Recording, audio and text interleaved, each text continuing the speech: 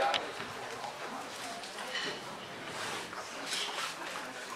Well,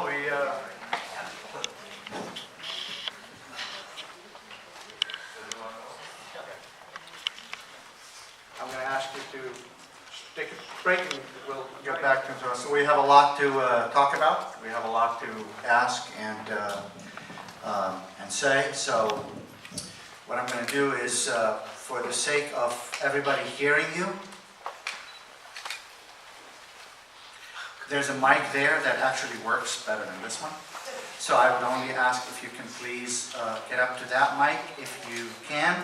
If you cannot, don't want to get up and walk all the way there for any reason, that's fine. Just please speak up. But I would appreciate it if anyone who has a question or comment to the doctor to go up to that mic.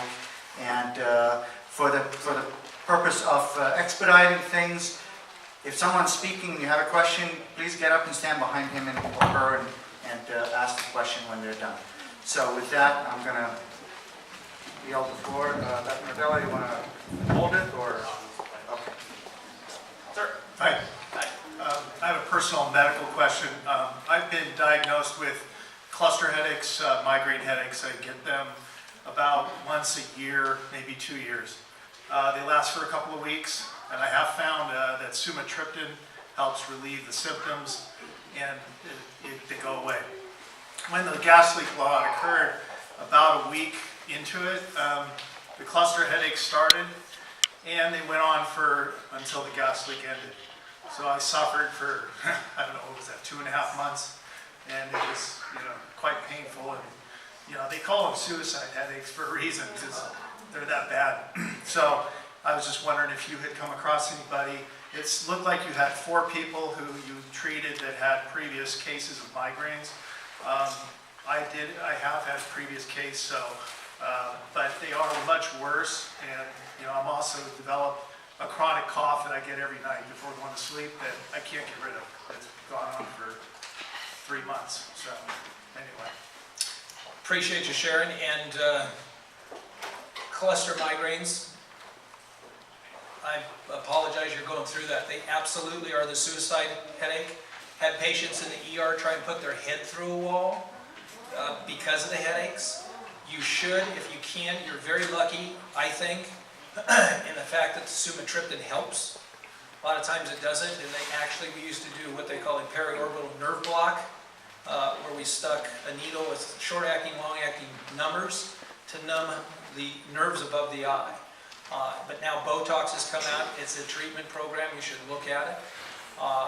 And I don't know what else to address your headaches. I'd love to have you in the study because you're a rare variant. So that would be good.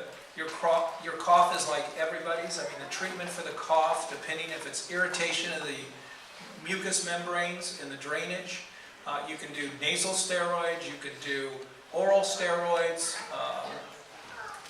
I always come to the final diagnosis, which to leave the community if you're continually inhaling this and that's causing the symptoms, of which a lot of patients, which I didn't share in the study, everyone who left and relocated got better, except for one patient. And it kind of bugged me. And I said, I don't understand. I said, everybody has gotten better. Why haven't you gotten better?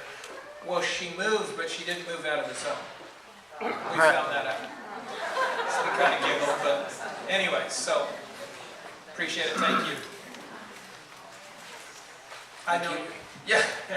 We met, and thank you for putting this presentation up. We really appreciate it. My story, I lived about a mile within the gas blowout with my wife and 5-year-old daughter. Moved out in December. Went to a medical conference in December and talked about gas, different types of elements that come from gas, like VOCs, the volatile organic compounds. And I found that there were some basic elements that come out that could have been in this well lake. So what I did was I found a testing place to get tested for everything toxic in my system, except metals. I found that I was extremely high, my wife was extremely high in volatile organic compounds. It's based on an NHANES report, NHANES report from the CDC over a period of I think since 2009, and we were like off the charts in benzene, ethylbenzene, toluene, styrene, exoxylene, and oxylene. So, you know, we had tremendous symptoms of lethargic, extreme fatigue, vomiting, nausea, and we moved in the area in 2010, and in 2010. 2012, I started experiencing some issues. So did my wife. But during this time when they had the blowout, we really got hit hard. Moved out of the area, and what I did was I said, I've got to get this stuff out of my system. I know it's there. I'm hearing people are trying to test what's coming out of the leak, but nobody's doing it. But I can test what's in my body. So that's what I did. And what I was able to do in 6 months is to eliminate everything except benzene and styrene. There's a phase 1 and a phase 2 of the detoxification program. Went through that and I said, okay, I've got to come up with another idea to get the benzene and the styrene out. So I went through far infrared saunas, doing those, and I've also gone through charcoal, activated charcoal. My wife didn't go for the activated charcoal, she hasn't done the saunas. I retested, found all my levels are pretty much normal now. So I'm saying this because I really believe that there's a way of getting them out. I'm in real estate too, and everything's about disclosure. We're not getting any disclosure. When I called the health department, when all this happened, I said, are you doing a test? Will you please test the people in the area? They said, we're not sure if we can attribute the different VOCs that you have in your system to what's coming out of the well. I said, well then test quite a few people. Test 100 people and see how they compare to the people in the area. They said, they never called me back. There's a Dr. Rangan from the health department. Never heard from him. It's been a year. So what I don't understand is there was a letter sent out, and Dr. Rangan's a toxicologist. He's not here tonight, I guess, right? Why? Is he? Go ahead. Oh, thank you. Thank you for coming. I've made several calls. Okay, I have to leave now. What I don't understand, and maybe this question, you know, you could answer a little bit later, is why as a toxicologist you wouldn't recommend toxicology reports on people in the area, especially when mine were tested extremely high, my wife's tested very high. And it's all about disclosure. So once we know that there's an issue and there's a problem, and that something can be done about it, then why not disclose that to everybody so we can all not wait until we come down with lymphoma or leukemia and be able to get this out of our system and have a higher quality of life. I've got a 5-year-old I'm concerned about. You know, she tested a little bit high just recently, but you know, I really want to get to the bottom of why nobody's testing people. We've got, and they're not testing the well, and I find it very difficult to understand that nobody knows what chemicals are coming out. These are scientists. These people are in the gas company. Why don't they know the chemicals that are coming out?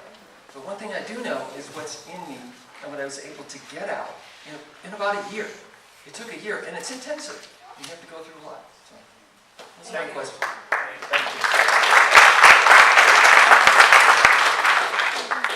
Thanks for coming out and giving the presentation. It'd be great if we can potentially get a copy of that. So Todd Eulis, I have a couple quick questions. At the time of the gas leak, I had a 3-week-old child and a 2-year-old child. What are some of the concerns to be aware of for developing lungs? I know this gentleman said he had a 5-year-old, but you know, obviously a 3-week-old has developing lungs. I have not seen anything. First of all, we haven't studied any of the children. Again, we need people to come forward. And again, this needs to be done by an agency that has the expertise to do it. I think that's important. It's always a concern. Growing tissue is a concern. You expose it to chemicals, you expose it to radiation, there's a potential of having a problem. There's nothing that I read in the literature specifically for an infant, okay, or children except for the leukemias. And then kind of furthering that, you know, you obviously mentioned get a study set up. How would you advise to go about getting long-term medical monitoring set up? Wow. If I had a wish list, again, I would put it out there to the nation, and I would research the agencies, just probably like you're researching a law firm. and who has the experience, who has the knowledge, who has the equipment, to come in and make sure that they are not in contact with the political arena, to make it neutral, to make it unbiased, to make it a true scientific study, and start. Thanks. You're welcome.